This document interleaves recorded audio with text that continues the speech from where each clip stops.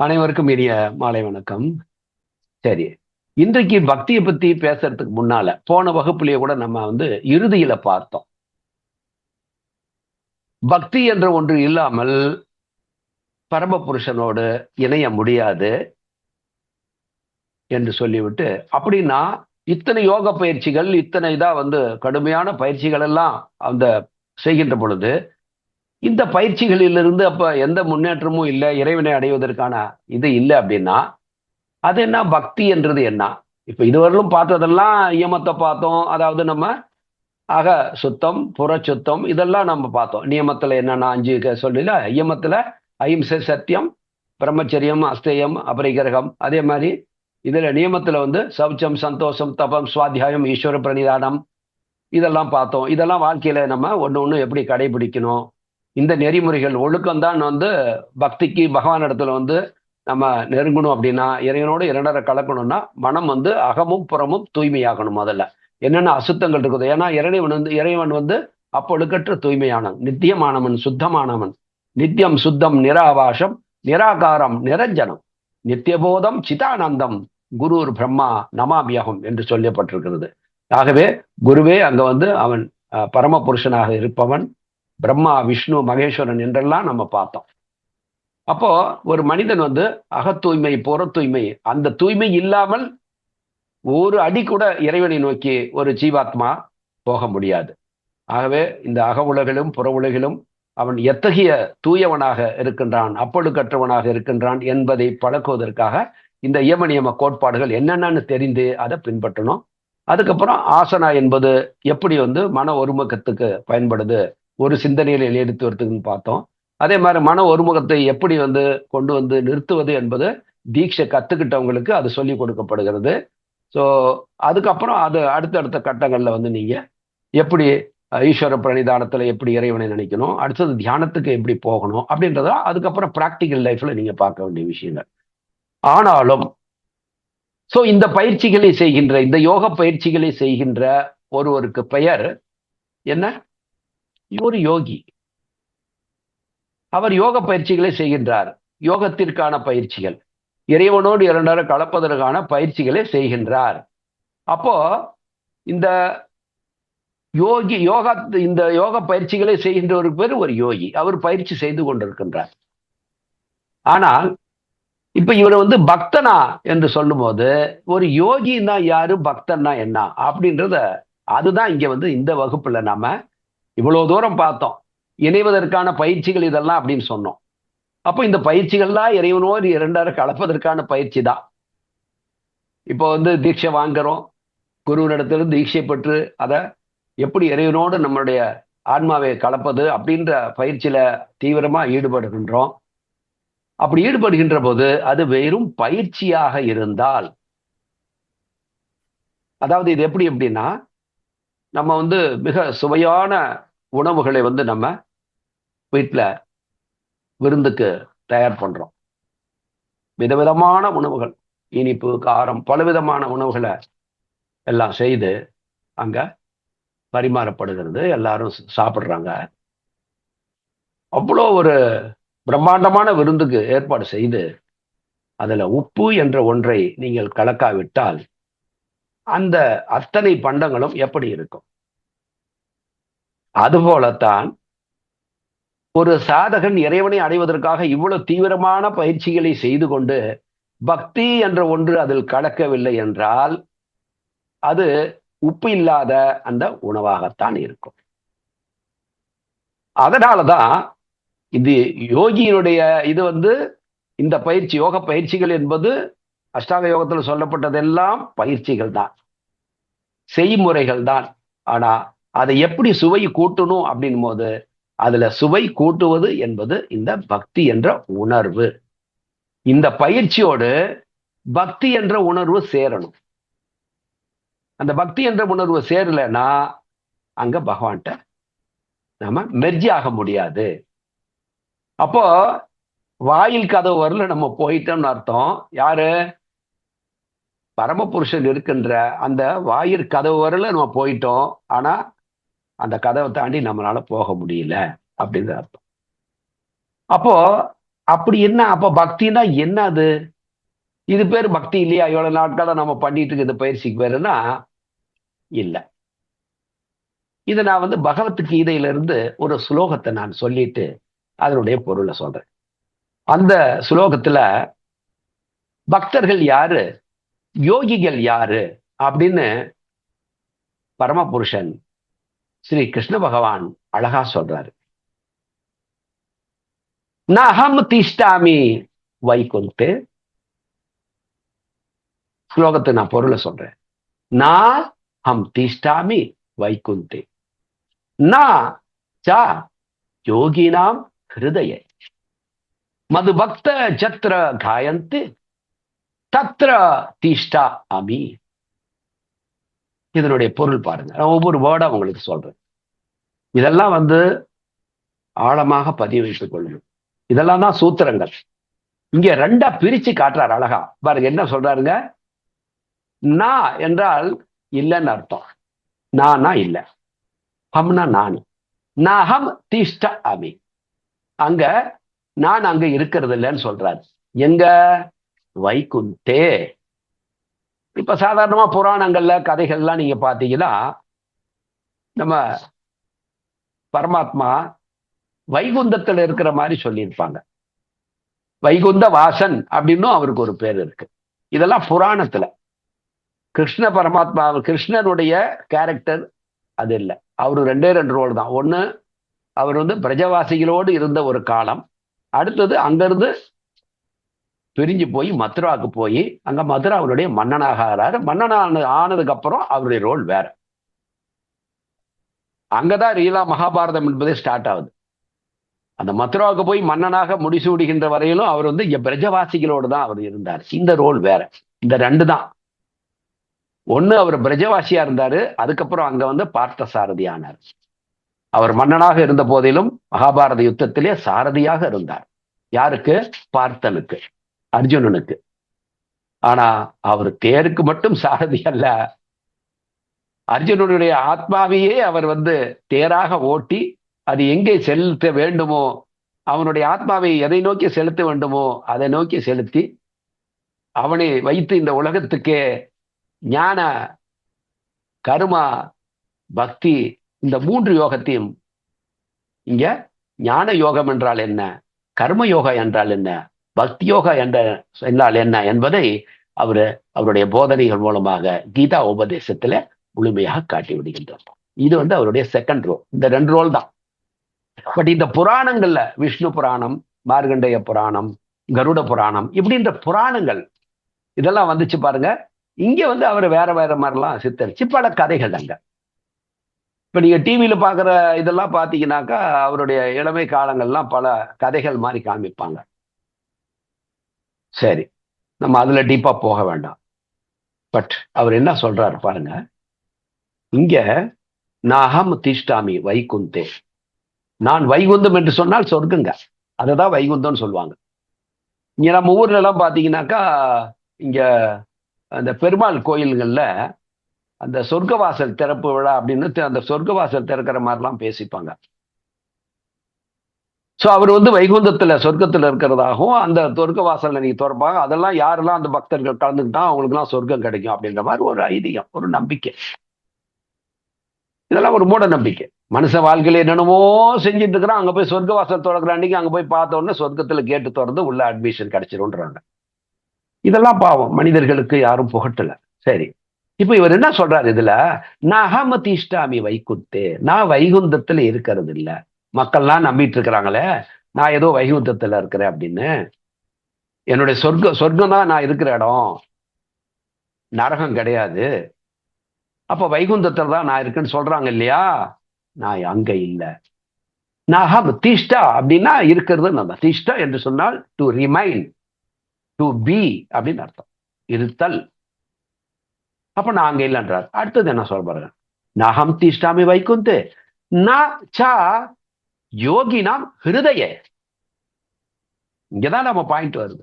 ஹிருதய என்று சொன்னால் இதயம். நம்ம கூட ஹிருதயம் சொல்றோம்ல வழக்கத்துல, அது சமஸ்கிருத சொல்லணும். அதுதான் ஹிருதய. ந ச யோகினாம் ஹிருதயே. யோகிகளின் இருதயத்தில் நாச்சா, அங்கும் நான் இல்லை. எங்க இல்ல? நாச்சா ஜோகினாம் ஹிருதய, வைகுந்தத்திலையும் இல்ல, நான் யோகிகளுடைய இதயத்திலும் இல்ல. அடுத்தது மது. மதுனா மத்தியிலன்னு அர்த்தம், அவங்களுக்கு நடுவுலன்னு அர்த்தம். யாருக்கு நடுவுல? மது பக்த ஜத்ர காயந்தே தத்ர திஷ்டாமி. மது பக்த, பக்தர்களின் மத்தியிலே, ஜத்ர காயந்தே, எங்கே பக்தர்கள் எல்லாம் ஒன்று கூடி பாடிக்கொண்டிருக்கின்றார்களோ, எவ்வளவு அற்புதமான சீக்கிரட்டே இந்த ஒண்ணுக்குள்ள சீக்கிரட் இருக்குங்க. அப்ப இங்க பாருங்க, நாச்சா யோகினாம் ஹிருதய, யோகியினுடைய இருதயத்துல நாச்சா, நான் இல்லைன்னு சொல்லிட்டாரு. ஆனா மது பக்த ஜத்ர காயந்தே, எங்கே பக்தர்கள் அங்கே ஒன்று கூடி பாடிக்கொண்டிருக்கின்றார்களோ அவர்களுடைய மத்தியில, மது பக்த ஜத்ர காயந்தே, எந்த இடத்துல பக்தர்கள் எல்லாம் ஒன்று கூடி அங்கே என்னுடைய திருநாமத்தை சொல்லி பாடிக்கொண்டிருக்கிறார்களோ, தத்ர, அந்த இடத்திலே திஷ்டாமி, ஐ ரிமைன், நான் அங்க இருக்கேன்றார். இங்கதான் நம்ம ரொம்ப ஆராய்ச்சி பண்ண வேண்டியது. அப்ப இங்க யோகின்றத நாங்க இல்லைன்னு சொல்லிட்டாரு. யோகின்றவர் யாரு? எவ்வளவு கடுமையான அவருடைய ஒரு யோகியினுடைய நோக்கம் என்ன? இந்த பிறப்புல இருந்து எப்படியாவது நம்ம மோட்சத்தை இறைவனோடு இரண்டரம் கலந்துடணும்னு சொல்லிட்டு கடுமையான ஒரு பயிற்சியை மேற்கொள்றாங்க வாழ்நாள்ல. ஆனா அவங்க இதயத்துல நான் இல்லைன்னு சொல்லிட்டாருங்க. இது என்ன? இப்ப நம்ம இவ்வளவு கிளாஸா நாம பார்த்துட்டு இருக்கிறோம். அஷ்டாங்க யோகம்னா இதுதான், யோகானா இணைதல் தான், இறைவனோடு இணைவதற்கு தான் என்று சொல்லி இந்த யோக பயிற்சிகள் எல்லாம் செஞ்சிட்டு இருக்கிறோம். ஆனா நான் அந்த யோகியினுடைய இதயத்துல நான் இல்ல. ஆனா எங்க என்னுடைய பக்தர்கள்?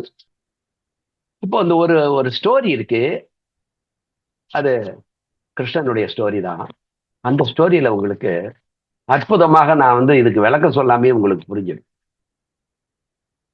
அநேகமா பலருக்கு தெரிஞ்சிருக்கலாம். அப்ப இன்னும் மதுராவுக்கு அவர் போகல.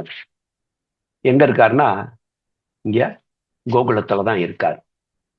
இங்க கோகுலத்துல இருக்கக்கூடிய அவருடைய பக்தர்கள் எல்லாம் ஃப்ரெண்ட்ஸ். அவங்கெல்லாம் அவரோட பக்தர்கள்னே சொல்ல முடியாது. அவங்க வேற இல்ல, இவங்க எல்லாம் வேற இல்ல. அந்த அளவுக்கு அவரை காணாம ஒரு நாள் கூட, ஒரு நிமிடம் கூட அவங்களால கண் விழித்தால் அவரு தான் வேணும் அப்படின்ற அளவுக்கு அங்கெல்லாம் பிரஜவாசிகள் எல்லாம் இருந்தாங்க, பெரியவங்க சின்னவங்க எல்லாரும். அப்போ வழக்கமா தினமும் வரக்கூடிய கிருஷ்ணன் அன்னைக்கு வரல. எல்லாரும் என்ன ஆச்சு, ஏன் என்னுடைய கிருஷ்ணன் வரல? எல்லாரும் ஒருத்தர் விசாரிக்கிறாங்க, என்ன இருக்கும், எதனால வரல? சரி, அப்போ அங்க புராண கதையெல்லாம் பார்ப்போம் இல்லையா, நாரதா. நாரதர் என்றால் அதோட மீனிங் என்னன்னா, அதாவது பகவானுடைய புகழை பரப்புகின்றவர் அர்த்தம் நாரதா என்று சொன்னான். சரி, நம்ம அதுக்கு டீப்பா போவோம். அப்போ நாரத முனி அங்க வராரு. அந்த முனிவர் அங்க வந்த உடனே, ஆஹா, நாரதரே வராரு. அப்போ நம்ம இன்னும் கிருஷ்ணன் வரலையேன்னு சொல்லி நம்ம எல்லாம் எதிர்பார்த்துட்டு இருந்தோம். நிச்சயமா கிருஷ்ணன் நமக்காக செய்தி ஏதோ சொல்லி அனுப்பிச்சிருக்கிறாரு அப்படின்ட்டு எல்லாரும் போய் நாரதரை சூழ்ந்துக்கிறாங்க. சூழ்ந்து, நாரதரே நமஸ்காரம், நமஸ்காரம், என்னாச்சு, கிருஷ்ணன் ஏன் வரவே இல்லை அப்படின்ட்டு. அப்போ நாரத முனிவருடைய முகம் ரொம்ப வாட்டமா இருக்கு. ஒரு நிமிஷம் தயங்கி, அது ரொம்ப கஷ்டமான ஒரு விஷயம், எனக்கே மனசுக்கு சங்கடமா தான் இருக்குது அப்படின்றாங்க. என்ன ஆச்சு சொல்லுங்க அப்படின்றாங்க. அப்போ கிருஷ்ணனுக்கு இரவுல இருந்தே கடுமையான தலைவலி, அவரால் எழுந்திருக்க கூட முடியல, ரொம்ப கஷ்டப்பட்டு இருக்கிறாரு. அதனால அவரால் வர முடியல. அப்ப அவருக்கு என்ன மருத்துவமோ அதை செய்ய வேண்டியதுதானே, அவருக்கே தெரியுமே. இது மத்தவங்க சொல்லி தெரியணுன்ற அவசியம் இல்லையே, அவருக்கே கிருஷ்ணனுக்கே எல்லாமே தெரியுமே. உண்மைதான். அந்த மருந்து என்கிட்ட சொன்னாரு, இந்த மருந்து இருந்தா அதை போட்டா உடனே சரியாயிடும்னு சொல்றாரு. அப்படியா? அப்ப அந்த மருந்து நீங்க கொண்டு வந்து கொடுக்க வேண்டியதானே அவருக்கு? அவராலேயே எழுந்திருக்க முடியலன்னு சொல்றீங்க. அப்போ நீங்க டிலே பண்ணாம நீங்க அதை கொண்டு போய் கொடுத்திருக்கணும் இல்லையா? அப்படின்னு கேட்கறாங்க. பதட்டமா ஒவ்வொருத்தரும் ஒவ்வொரு மாதிரி பேசுறாங்க அவர்கிட்ட. அப்ப சொன்னாரு, பிரச்சனை என்ன அப்படின்னா, அந்த மருந்து தேடி போன இடத்துலலாம் அந்த மருந்து எனக்கு கொடுக்க மறுக்கிறாங்க எல்லாரும். அப்படியா? என்ன அதுன்னு சொல்றேன் கேட்கறாங்க. இதுக்கு இடையில நடந்த ஒரு விஷயம் என்னன்னா, கிருஷ்ணன் என்ன சொன்னார்னா, என்னுடைய தீவிரமான பக்தர்களுடைய, நான் வேற இல்ல, பக்தர்கள் வேற இல்ல, நானும் அவர்களும் ஒன்றுதான். அவர்களுடைய கால் பாதத்துல அடியில ஒட்டிட்டு இருக்கிற அந்த தூசை எடுத்துட்டு என் நெத்தியில 10 போட்டு நெத்தியில பூசுனா உடனடியா ஒரு சில நிமிடங்கள்லயும் என் தலைவலி போயிடும்னு சொல்றாரு. மத்தவங்க எப்படி தேடினாங்களோ அதே மாதிரிதான் நாரதரும் கிருஷ்ணனை தேடி போறாரு. அப்பதான் அவரே பாக்குறாரு, இவருக்கு கடுமையான தலைவலியில படுத்து இருக்காரு அப்படின்ட்டு. அப்போ அதுக்கு மருத்துவத்தை இதுதான் எனக்கு மருந்துன்னு அவர் சொல்லும் போது, இது ஒரு பயங்கரமான ஒரு சோதனையான ஒரு மருந்தாக எல்லாம் இருக்கிறது. பக்தனுடைய கால்ல அடியில ஒட்டிட்டு இருக்கிற தூசை கொண்டாந்து எல்லாத்தையும் கலெக்ட் பண்ணிட்டு நெத்தியில 10 போடணும்னு சொல்றாரு.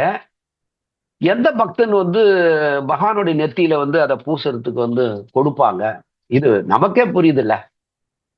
அப்போ திருப்பி இது ஒரு மிகப்பெரிய ஒரு சோதனையான ஒண்ணா இருக்கு. இது யாருமே கொடுக்க மாட்டாங்களே அப்படின்னு. இல்ல நாரதா, நீ போய் முயற்சி பண்ணு. ஏன்னா எனக்கு வேற வழி இல்ல. இதுதான் அவருடைய லீலை. இந்த உலகத்துக்கு மிகப்பெரிய ரகசியங்களை அவர் வெளிக்காட்டுவதற்காக இந்த லீலைகள் எல்லாம் பகவான் பண்றார். அப்போ நீ போய் முயற்சி பண்ணு, நிச்சயமாக யாராவது ஒருத்தர் கொடுப்பாங்க. உடனே அவர் யோசனை பண்றார், யாரு பெரிய பக்தர்களா இருப்பாங்க அப்படின்னு யோசனை பண்ணிட்டு, யாரெல்லாம் புகழ்பெற்ற பெரிய ரிஷிகள், முனிவர்கள், யோகிகள் எல்லாரையும் மைண்டுக்குள்ள அப்படியே கொண்டு வர. அப்போ அவர் இருந்த காலத்துல மிக பிரபலமான ரிஷிகள், முனிவர்கள், யோகிகள் இவங்களெல்லாம் நினைவு கொண்டு ஓகே, நாம நேரா இருக்கிறதுலயும் மிகப்பெரிய ஒரு யோகியாக இருக்கக்கூடிய ஒரு ரிஷியாக இருக்கக்கூடியவர் யாரோ அவர் இடத்துல போற. போய் எல்லாரும் நாரதர் வர்றாருனாவே அவங்களுக்கு மகிழ்ச்சி தான். அப்போ நாரதர் வரும்போது, நாரதரே வாங்க, பிரபு கிட்ட இருந்து என்ன செய்தி கொண்டு வந்திருக்கிறீங்க அப்படின்னு வினவுறாங்க. அப்போ ஒன்றும் நற்செய்தி எல்லாம் நான் ஒன்றும் கொண்டு வரல, கொஞ்சம் கஷ்டமான செய்தி தான் இருக்குது. வேற ஒன்றும் இல்லை, பகவானுக்கு கடுமையான தலைவலி இரவுல இருந்து, அது மருந்து தேடி தான் உங்ககிட்ட வந்திருக்கேன் அப்படின்னு. மருந்து தேடி எங்க கிட்ட வந்தீங்களா அப்படின்னு அவங்க ஒவ்வொருத்தரும் இதை தான் கேட்கறாங்க. அதை கேட்டு இவர் பதில் இந்த மாதிரி மிகப்பெரிய பக்தர்களுடைய பாதங்கள்ல அடியில ஒட்டிட்டு இருக்கிற அந்த தூசெல்லாம் எடுத்துட்டு கலெக்ட் பண்ணிட்டு அவரோட நெத்தியில 10 போடணும்னு சொல்றாரு. இந்த வார்த்தையை கேட்டா எப்படி இருக்குங்க? ஒரு ரிஷிகளுக்கும், முனிவர்களுக்கும், யோகிகளுக்கும் எப்படி இருக்கும்? ஆஹா, நாம இந்த பிறப்புல பல பிறப்புகளாக செய்த பாவங்களை, வினைகள் எல்லாம் தீர்ப்பதற்காக கடுமையான தவம் செய்து கொண்டு எவ்வளவு ஒரு இதா இருக்கிறோம். இந்த மனுஷர் என்னுடைய பாதத்துல ஒட்டி இருக்கிற துகளை கொண்டு போய் பகவானுடைய நெத்தியில வைக்கணும்ன்றாரு. இதை விட ஒரு கொடுமையான ஒரு மகா பாதக செயல், எத்தனை ஜென்மம் எடுத்தாலும் தீராத ஒரு பாவத்தை அல்லவா இவர் செய்ய சொல்றாரு அப்படின்ட்டு யாரெல்லாம் போய் தேடினாரோ அவங்க எல்லாமே இந்த பதில் தான் சொல்லிட்டாங்க. இதெல்லாம் பார்த்ததுக்கு அப்புறம் திரும்பி பகவான்கிட்டே போயிடுறாரு. அப்போ போயிட்டு சொன்னாரு, பகவானே, யாருமே தரமா இருக்கிறாங்க, எல்லாருமே இந்த பல பிறப்புகளா செய்த பாவ வினைகள்லாம் ஒழித்து இந்த பிறப்புல எப்படியாவது பகவானை அடையணும்னு நாங்கெல்லாம் கடும் தவம் செஞ்சிட்டு இருக்கிறோம். இந்த நிலைமையில நீ இந்த மாதிரி ஒண்ணு கேட்டு மறுபடியும் இன்னும் எண்ணற்ற பிறவிகள் நாம மோட்சமே அடைய முடியாத ஒரு பாவத்தை செய்ய சொல்றியேன்னு சொல்லி எல்லாருமே மறுத்துட்டாங்க. எனக்கு தெரிஞ்சு யார் யாரெல்லாம் பெரிய யோகிகளோ அவங்க கிட்ட எல்லாத்தையும் நான் போயிட்டேன். அப்படியா? யாருமே கொடுக்கலையா அப்படின்னு சொல்லிட்டு அப்ப விசாரிக்கிறாரு, எங்கெங்கெல்லாம் போனேன், யாரு எல்லாம் போனேன் எல்லாம் கேட்டுட்டு, நீ கோகுலத்துக்கு போனியா அப்படின்றார். அங்க போகல பகவான். ஏன் போகல? இல்ல அங்க பக்தர்கள் யோகிகள் யாரு இருக்காங்க, நான் யார போய் அங்க போய் பாக்குறது? நீ எதுக்கும் நீ வந்து கோகுலத்துக்கு போயிட்டு வா, ஒருவேளை ஏதாவது கிடைக்கலாம் அப்படின்றார். அப்பதான் இங்க வராரு. இந்த விஷயத்தான் நடந்ததுக்கு அப்புறம் தான் இங்க வராரு. அப்பதான் இவங்க எல்லாரும் விசாரிக்கும் போது இந்த மாதிரி என்ன விஷயம்னா, அவர் இந்த மாதிரி பாதத்துல ஒட்டி இருக்கிற அந்த துகள்கள்லாம் போட்டாதான் தலைவலி நல்லாகும்னு சொல்லிட்டாங்க. அதனால யாரெல்லாம் பெரிய யோகிகள், ரிஷிகள், முனிவர்கள் எல்லாருக்கிட்டையும் நான் போனேன். ஆனா யாருமே நாங்க மோட்சம் அடைவதற்காக பல பிறப்புகளா செய்த பாவ புண்ணியங்கள்லாம் தொலைச்சு மோட்சம் அடைவதற்காக கடும் தவம் செஞ்சிட்டு இருக்கிறோம் நாங்க.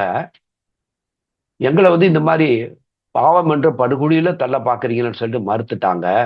அதனால திரும்பி பகவான்கிட்ட போய் சொன்னோம். அப்ப எதுக்கும் இங்க போய் பாருன்னு சொன்னாங்க, அதுக்காக தான் வந்தேன்னு சொல்றாரு. ஹோப்பே இல்லை அவருக்கு.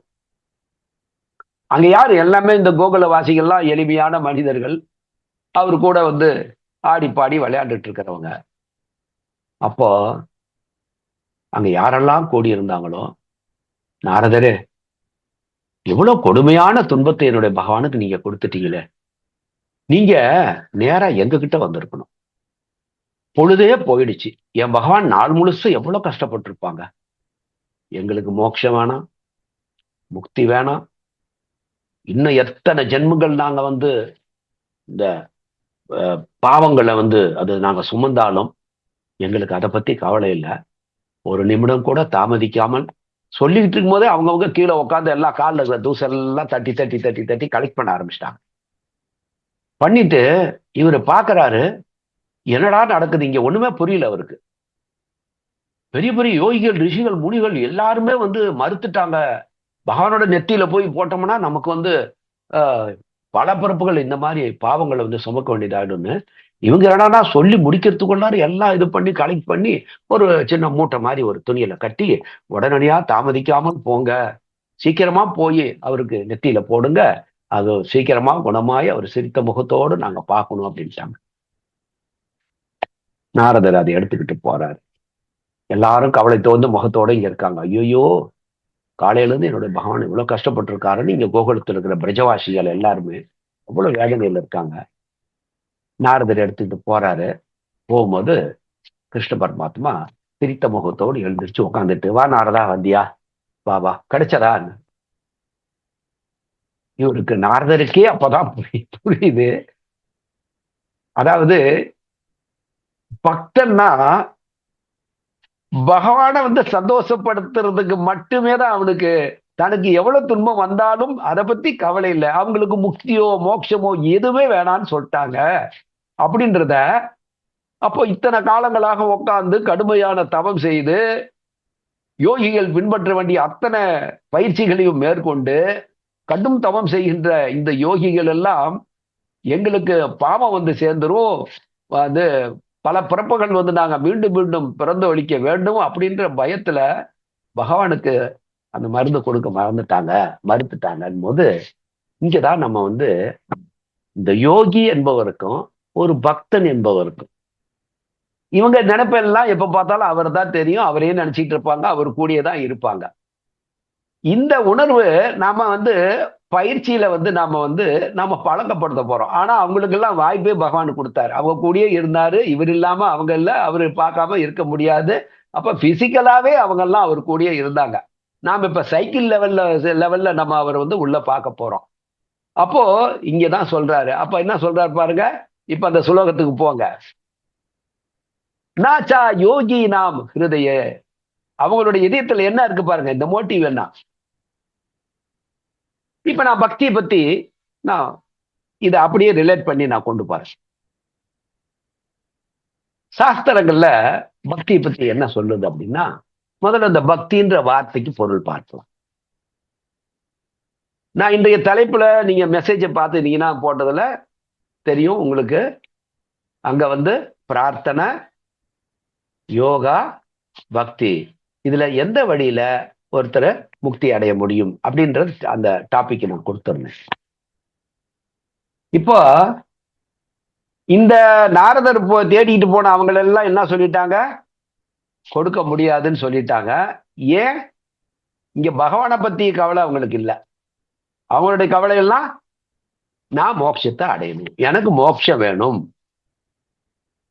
அப்போ இங்க பகவானை வேறையா பிரிச்சு பாக்குறாங்க. இவனோட நோக்கமெல்லாம் ஆனா பகவான் இடத்துல இருந்து மோட்சத்தை பெறணும். இது கொஞ்சம் ஆழமான விஷயம், புரிஞ்சுக்கணும். சரி, நான் அப்படி பின்னால வரேன். இப்போ சாஸ்திரங்கள்ல பக்தின்னு சொல்லும்போது அந்த பக்தின்ற வார்த்தை எப்படி யோகா என்ற சொல்லு யுஜ் கூட்டல் கின் அப்படின்னு அந்த ரூட் வர்பு யுஜின்னு வந்தாக்கா அதுக்கு கூட்டல்னு பேரு. யுஜ் கூட்டல் கின். அது அந்த வர்பு அந்த வார்த்தைய யுஞ்சு, அங்க யுஜ் இல்ல யுஞ்சு கூட்டல் கின் அப்படின்னு யோகா என்று வந்தால் அதுதான் இணைதல். அதே போல இங்க பக்தி என்ற அந்த சமஸ்கிருத சொல்லுக்கு, பக்தி என்பது சமஸ்கிருத சொல்லா? நாமெல்லாம் தமிழ்ல பக்தி பக்தி பக்தின்னு சொல்றோம்னா நிச்சயமா அது சமஸ்கிருத சொல்லு, நம்ம வழக்கத்தில் சொல்லிட்டு இருக்கோம். அப்ப அந்த பஜ் கூட்டல் கின், பஜ் கூட்டல் கின் ஈக்குவல் டு பக்தி, இதுதான் சமஸ்கிருத சொல். இந்த பஜ் கூட்டல் கின் என்று சொன்னால் பஜ் என்ற பஜா அல்லது பஜ் என்ற இந்த மூல வினைச்சொல்லுடைய பொருள் என்று சொன்னா என்னவென்று சொன்னால் இங்க மகிழ்ந்து பாடுவது, மகிழ்வூட்டுவது. அப்போ இங்க மகிழ்வூட்டுவது என்று சொன்னால் யார மகிழ்வூட்டுவது என்று சொன்னால் இது பக்தர்கள். இங்க ரெண்டு பேர் வேணும். இந்த பக்தி என்று சொன்னால் அங்க இருவர் வேணும். ஒண்ணு அவனை பற்றி புகழ்ந்து பாடுவதற்கு பாடுகின்றவர் வேணும், புகழ்ந்து சொல்லுகின்றவர். யார் புகழப்பட வேண்டுமோ அந்த ஒரு நபர் இருக்கணும். அப்ப இங்க ரெண்டு பேர் யாருன்னு பார்த்தனா இந்த இடத்துல ஒரு பக்தன், அந்த பக்தல பகவான். இங்க வார்த்தையே ஒரு யோகின் அல்ல, பக்தன் என்ற சொல் தான் பயன்படுத்தப்படுகிறது. அப்போ அந்த பகவானை ஒருத்தன் எப்பயுமே அவனை பற்றியே பாடிக்கொண்டே இருப்பது. இது இந்த பக்தி என்ற சொல்லுக்கு பொருள். அதே ஸ்துதி என்ற சொல் இன்னொன்று, துதி பாடுதல், நம்ம கேள்விப்பட்டிருக்கோம். இந்த துதி என்பதும் பாத்தீங்கன்னா இங்கேயும் ஒருவர் துதி பாடுவாரு. அந்த துதி பாடப்படுகின்றவர் யாரை பற்றி துதி பாடுகின்றாரோ அங்கே அவரும் வேணும். இங்கேயும் இருவர் வேணும். அதாவது துதிக்கப்படுகின்றவரும் இருக்கணும், துதி பாடுகின்றவரும் இருக்கணும். ஆனா அந்த ஸ்துதி இதுவும் சமஸ்கிருத சொல். ஸ்துதி என்று சொன்னால் என்னன்னா முகத்துக்கு நேராக ஒருத்தரை புகழ்ந்து பாடுவது, முகத்துக்கு நேராக ஒருத்தரை அவரை பற்றி புகழ்ந்து பாடுவது. ஆனா இங்க பகவான் அப்படின்றது கிடையாது. ஸ்துதி என்ற சொல்லுக்கு நீங்க எதிரில் இருப்பவரை நேருக்கு நேரா முகத்தை பார்த்து அவரை பத்தி புகழ்ந்து பேசுவது இந்த ஸ்துதி. இந்த ரெண்டுக்கும் வித்தியாசம் என்னன்னா அங்க பக்தி என்பது அங்க தான் அகமகிழ்ந்து அவரை போற்றி பாடுவது, அதாவது இறைவனை பாடுவது. இங்க ஸ்துதி என்பது அது இறைவனைத்தான் பாடணும்னு இல்லை. அந்த சொல்லுக்கு அத உங்களுக்கு எதிரில் யார் இருந்தாலும் அவரை நீங்க புகழ்ந்து பேசுனா அதுக்கு பேரு துதின்னு பேர்.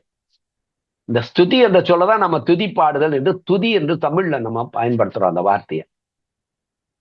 இப்போ இந்த பக்தி மார்க்கத்துல நீங்க பக்தின்ற இதுல பார்க்கும்போது இந்த ரெண்டுக்கும் வித்தியாசமான மனிதர்களை நீங்க உலகத்துல பார்க்கலாம்.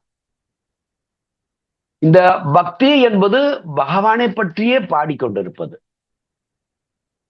இங்க போலியான பக்தி, நிஜமான பக்தி என்று ரெண்டு வகையா அந்த பக்தி பிரிக்கப்படுகிறது. இந்த போலியான பக்தி என்று சொல்லுகின்ற பொழுது உதாரணத்துக்கு நீங்க பாருங்க, இதுலயே 3 வகையாக அந்த நம்ம சாஸ்திரங்கள்ல பக்தி போலியான பக்திய 3 வகையா பிரிக்கிறாங்க.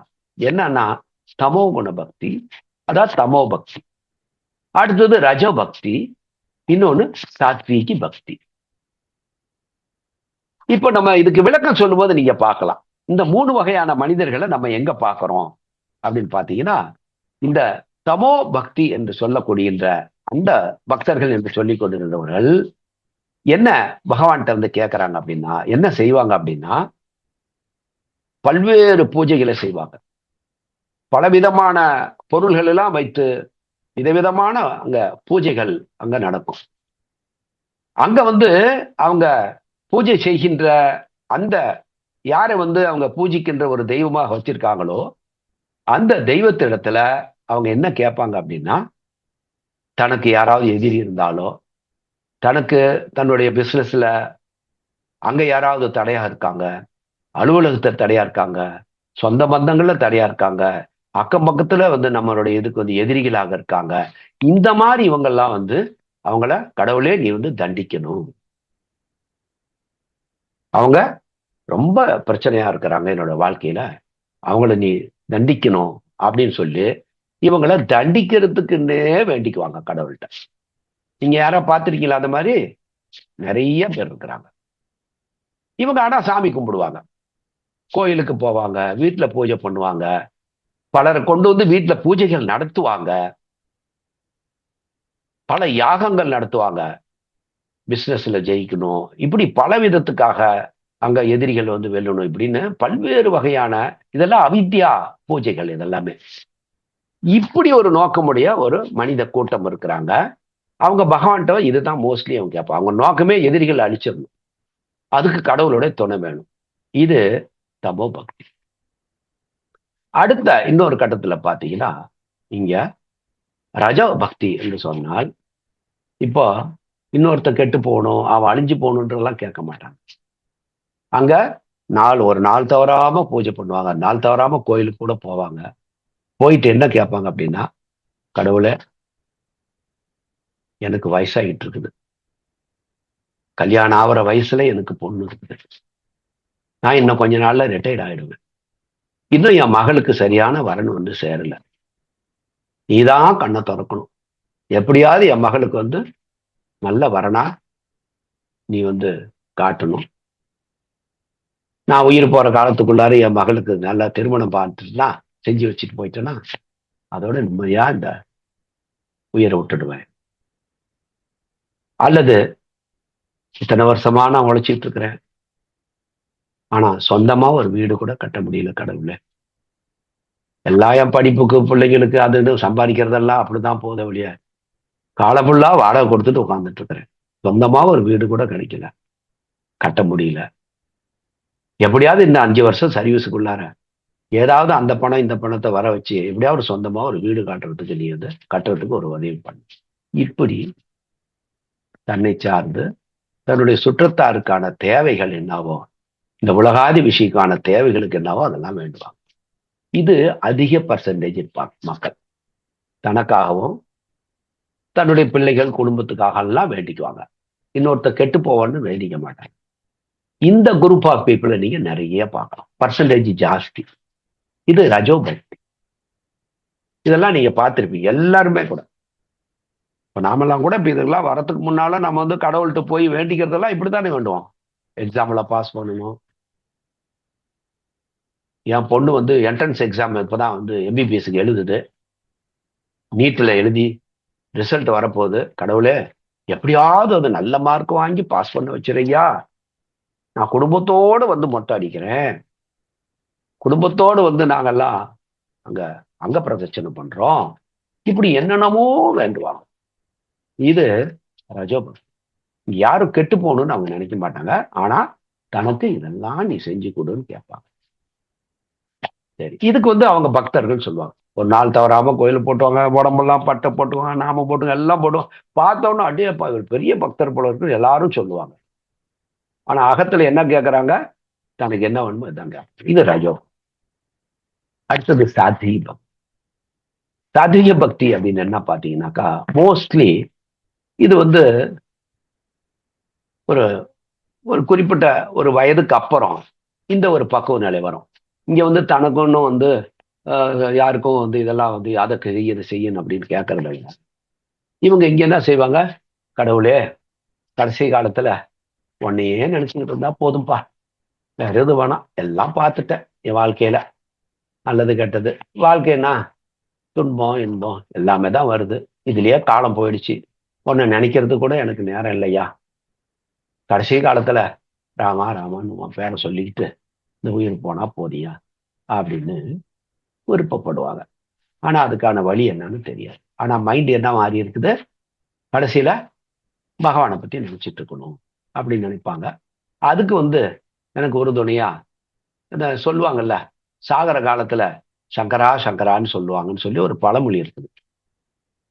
நல்ல நிரகாத்திரமா இருந்த வயசுலெல்லாம் பகவானை விட்டுட்டு உடம்புல 1008 உபாதைகள். கடவுளே ஒண்ணு நினைச்சு எனக்கு தியானம் கூட கத்துக்கிட்டேன். ஆனா உட்காந்து செய்ய கூட முடியல ஐயா. 1008 உடம்புல இந்தாண்ட உட்காந்தா இடுப்பு வலிக்குது, நிமிர்ந்து உட்கார முடியல. பத்மாசனம் போடணும்னு காலை போட்டா 5 நிமிஷத்துக்கு மேல என் காலை பத்மாசனத்துல போட முடியல. சோ இதை சார்ந்து, அதாவது பகவானை சார்ந்து பல விருப்பங்களை கேட்கறாங்க. ஆனா அது அவர்களால முடியல. அப்போ இந்த சாத்வி பக்தி பாத்தீங்கன்னா இப்படி ஒரு கண்டிஷன்ல இருக்குது. ஆனால் இந்த சாத்வி பக்தியில இருந்து, ஏன்னா இவங்களோட தேவை என்ன இருக்குது, இப்போ இன்னொருத்தர் அழிஞ்சு போகணும்னு நினைக்கல அவங்க.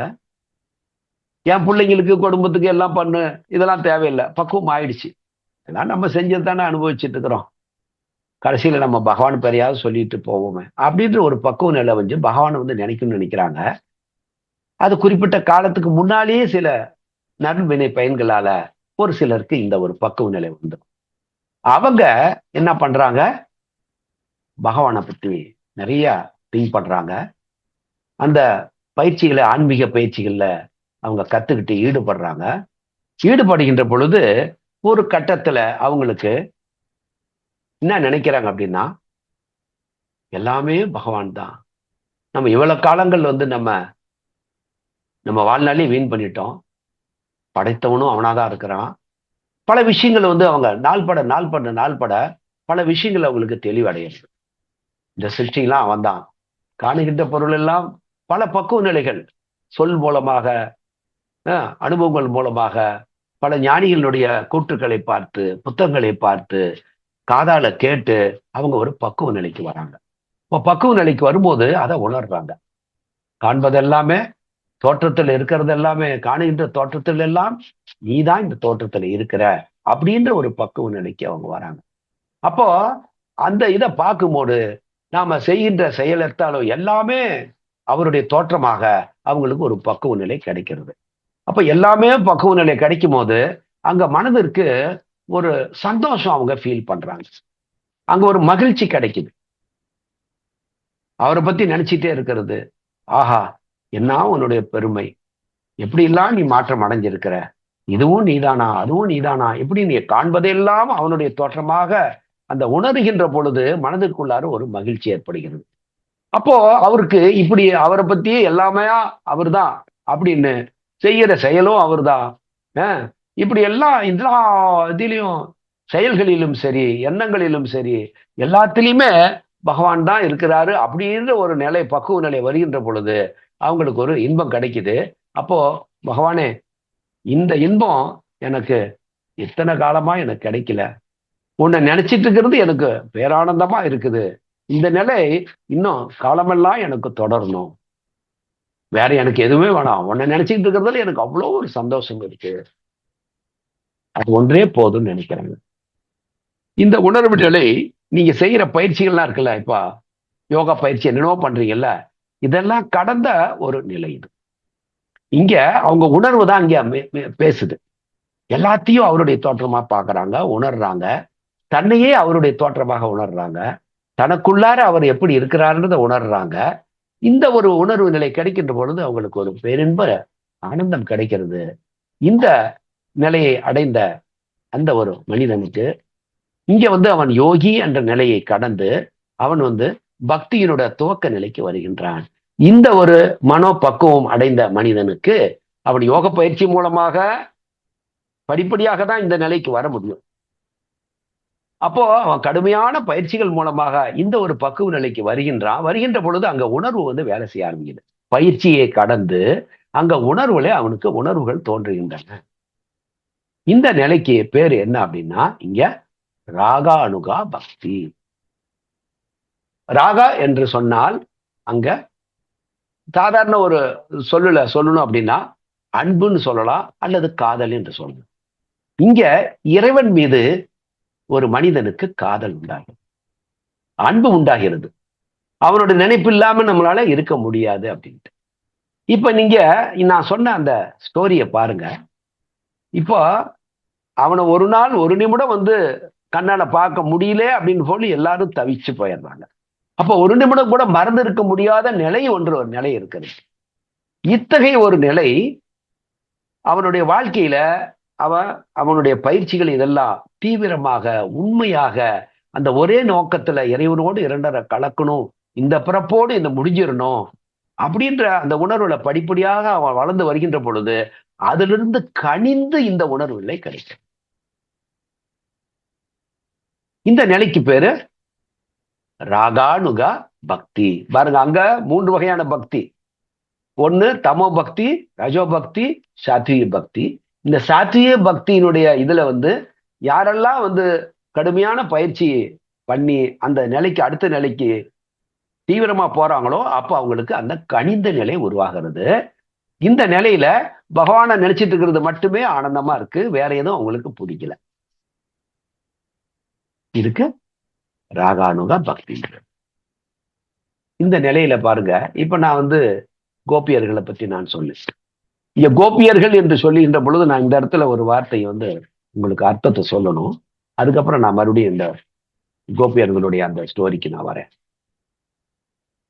சாதாரணமா நீங்க இந்த கதைகள் எல்லாம் பிக்சர்கள் எல்லாம் பாத்தீங்கன்னா, கிருஷ்ண பரமாத்மா இந்த கோபியர்கள்லாம் ஏதோ குளத்துல குளிச்சிட்டு இருக்கிற மாதிரியும், பெண்கள் எல்லாம் இவர் அந்த ஆடையெல்லாம் எடுத்துட்டு போய் ஒளி வச்சுக்கிற மாதிரி, இப்படி எல்லாம் பல சித்திரங்களையும் அதை கதைகளாகவும் சித்தரிச்சும் காட்டணும். இந்த கோபான்ற வார்த்தைக்கு முதல்ல பொருள் தெரிஞ்சா இப்படி எல்லாம் சித்தரிச்சிருக்க மாட்டோம். கோபா என்று சொன்னால் இது ஒரு முதல்ல பெண்பால் சொல்ல அல்ல.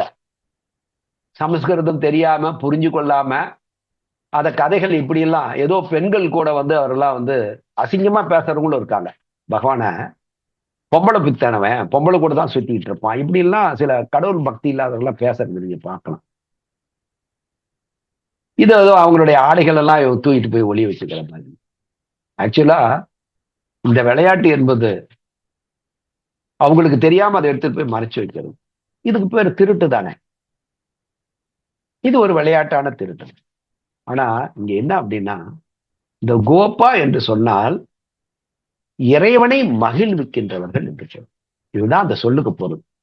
இறைவனை மகிழ்விக்கின்றவர்கள், அவனுடைய சந்தோஷம் என்னான்னு பார்த்து அவனை சந்தோஷப்படும்படியாக நடந்து கொள்ளுகின்றவர்கள் கோபான். அது ஆணாக இருந்தால் கோபா, பெண்ணா இருந்தால் கோபி. அததான் கோபா கோபியர் என்று சொல்லுவாங்க. ஆனா இங்க ஏதோ கோபியர் என்று சொன்னா பெண்பால் என்றும் பெண்கள் தான் என்று சொன்னோம். அங்க கிருஷ்ணர் இவங்கெல்லாம் குளிச்சு கொண்டிருக்கும் ஆடையில, இதெல்லாம் பகவான் செய்யற ஒரு காரியமாவது. பெண்கள் ஆடையெல்லாம் கழட்டி வச்சு குளிக்கிற இடத்துல ஆடையெல்லாம் எடுத்துட்டு போய் ஒளிய வைக்கிறது விளையாட்டுன்னா இது அபத்தமா இல்ல? அறிவுக்கே முதல்ல புறம்பாகிறதா இல்ல? அப்போ இங்க என்ன பண்றாரு அப்படின்னா, இதனுடைய பொருள் என்ன அப்படின்னா, கதைகளை சில விஷயங்களை கேட்டு அதை சித்தரிக்கிற விதம் வேறு விதமாக பண்ணிடுறான். மனிதர்களுடைய பக்தர்களுடைய அவர்களுடைய அந்த அகம்பாவத்தை, அவன் நான் என்ற கருவத்தை அவன் எடுத்துக் கொள்ளுகின்றான். அவனுடைய பாவங்களை எல்லாம் திருடிக் கொள்ளுகின்றான் என்பதுதான் பொருள். அதனாலதான் அவருக்கு பேரு, இன்னொரு பேரு ஹரின்னு பேர். ஹரி என்று சொன்னால் அதுக்கு பொருள் திருடன் என்று பொருள் சமஸ்கிருதத்துல. அப்போ இப்படி தவறாக பல விதங்கள் சித்திரப்பட்டிருக்கு. சரி, நம்ம ட்ராக் மாறி போகணும், என்ன நம்மளுடைய விஷயத்துக்கு வரலாம். அந்த கோபி என்ற சொல்லுக்கு இது போன்ற அர்த்தங்களே. கோபா கோபி என்று சொன்னால் இறைவனை மகிழ்வித்து, எப்பயுமே அவனை மகிழ்விச்சு பார்த்துட்டு இருக்கிறது தான் அவங்களுக்கு வேலை. அப்போ இங்க நாரதர் இங்க வந்தாரு.